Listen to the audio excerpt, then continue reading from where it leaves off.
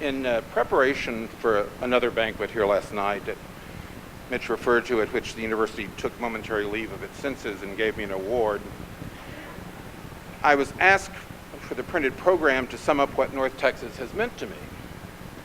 In short, it prepared me for not only a successful career in journalism, but also a richly fulfilling life beyond the White House press room, the campaign trail, and international assignments, both before, during, and not before, but during and after the Cold War. And it can do the same for you, even given the difficult financial position of journalism outlets, large and small. And the light of these resulting retrenchments we're seeing in almost every part of the business. I worked hard. You are going to have to work almost unimaginably harder. Never has professional excellence been more important. If you have not made a commitment to yourself in that regard, you're almost certainly, at least in this short term, the foreseeable future, in the wrong course of study and headed into the wrong profession.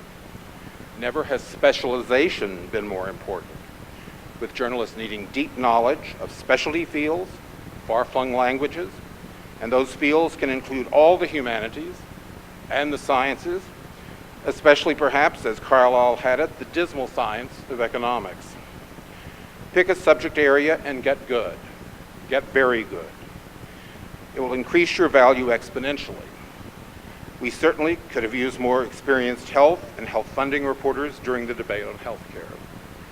Some senior media leaders see this issue of in-depth knowledge as even a requirement for journalism's preferred constitutional position.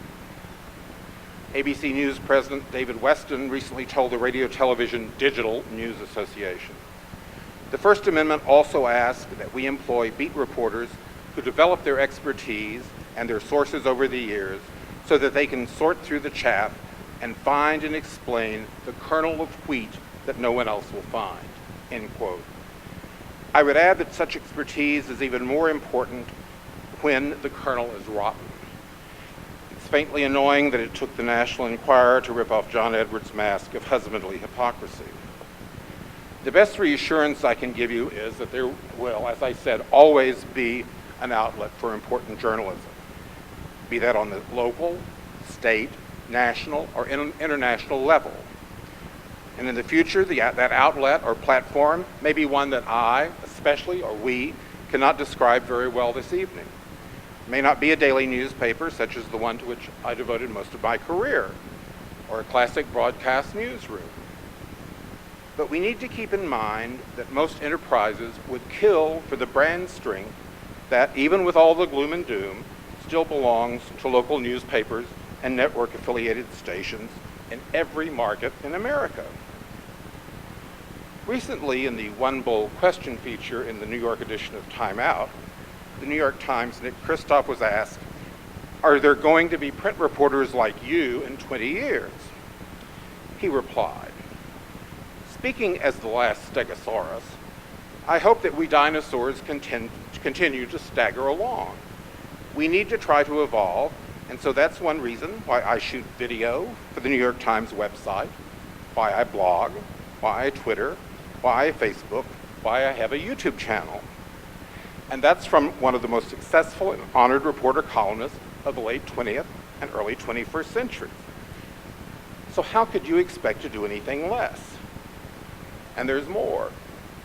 Hearst, a classic mainstream newspaper, magazine, and broadcasting company, is exploring the booming world of applications, or apps, for the iPhone. Wall Street Journal reports that Hearst hopes the enterprise is, quote, the next big thing for the privately held media company. FCC is rolling out a plan to make high-speed internet the nation's principal communications network, eclipsing the telephone and broadcast television. The major question for our new journalism school here is how it will prepare you to meet the challenges of redoubled excellence, specialization, and technical understanding. And I'll add the ability to turn on a dime, not one of our industry's best qualities over the last century. You need to be able to do this and maintain what perhaps too conventionally I'll refer to as traditional journalistic standards, even if that's with real-time hazards of blogging or Twitter's 140 characters. As Mitch and I have discussed, journalism education program here that keeps its focus ahead of the industry curve will become the league leader. That requires wildly forward-thinking, repeated experimentation, some of which will fail.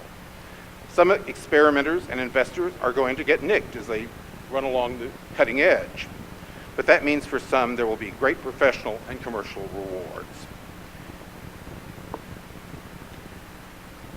You have to remember that, like many professions, journalism was both global and transient, has been for a long time. Pulitzer, perhaps the sterling example of modern American journalism, was born in Hungary. His first job in this country was on a German language newspaper. Some publishers have acknowledged how their inadequate response to the internet, how inadequate it was, and the viral hold that the internet has come to have very quickly on our lives and our profession. Most corners of journalism responded to information technology the way the buggy whip manufacturers responded to the combustion engine. North Texas has already been reimagined. It's taken a significant step with its commitment to long-form writing, with the Mayborn Literary Nonfiction Conference. Now Mitch and the faculty just have to come up with similarly forward-looking new ideas and new focuses and new funding about every semester. That will be the real test of North Texas as one of the most innovative universities in the nation, among the top 10 as rated by U.S. News and World Report in its 2010 rankings. I only hope that you can have as many deeply satisfying experiences and as much fun as I did. At times I had to stop and remember that someone was actually paying me to do it. Thanks very much.